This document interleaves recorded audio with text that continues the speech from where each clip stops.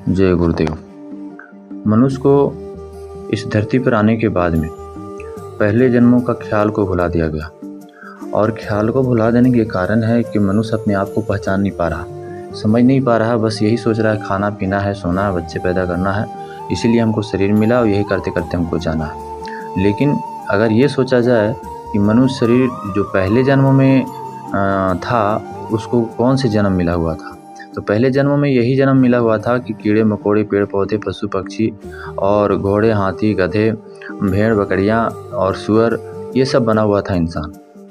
और यही बना हुआ था। और फिर पुनः जब मनुष्य शरीर मिला तो मनुष्य शरीर देने के बाद में परमात्मा ने जो इस देश का मालिक है, भगवान काल के नाम से जिसको जानते हैं, तो वो यहाँ पर आने के बाद हमको भुला दिए और माया का ऐसा पर्दा पहना दिया कि जिससे हम अपने आप को पहचान नहीं पा रहे। और कारण यही है कि हम अपने आप को पहचान नहीं पा रहे हैं, और इसी की वजह से हम धर्म की ओर नहीं बढ़ रहे हैं, और हमारे अंदर ये डर नहीं आ रही है कि हमें धर्म की ओर बढ़ना। कारण यही है कि पहले जन्मों का ख्याल को ही भुला दिया गया। अगर हमें ये पता होता कि पहले हम भेड़ बकरी, कुत्ता गधा बकरी और ये कीड़े मकोड़े, पेड़ पौधे, पशु पक्षी में हम जन्म लिए हुए थे, अगर यही मनुष्य को ख्याल हो गया होता तब तो वो चेत जाता और उसके अंदर एक डर पैदा होती, नहीं अगले जन्म में फिर मुझे यही सब चीज़ों में जाना पड़ेगा। मनुष्य शरीर श्रेष्ठ है, इससे श्रेष्ठ कोई शरीर है ही नहीं।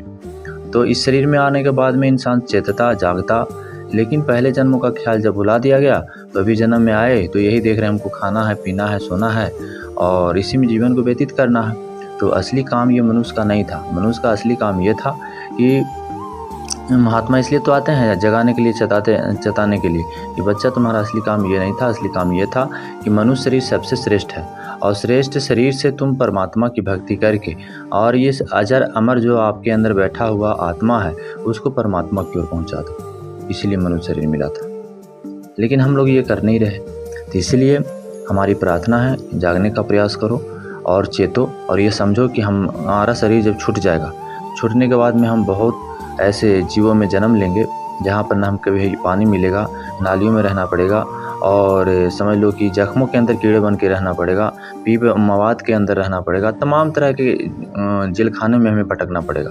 84 लाख जेल खाना है, उसमें भटकना पड़ेगा। इसलिए मनुष्य होकर के जब आप नहीं जाग सकते, चेत सकते, समझ लो कितनी बड़ी नादानी है।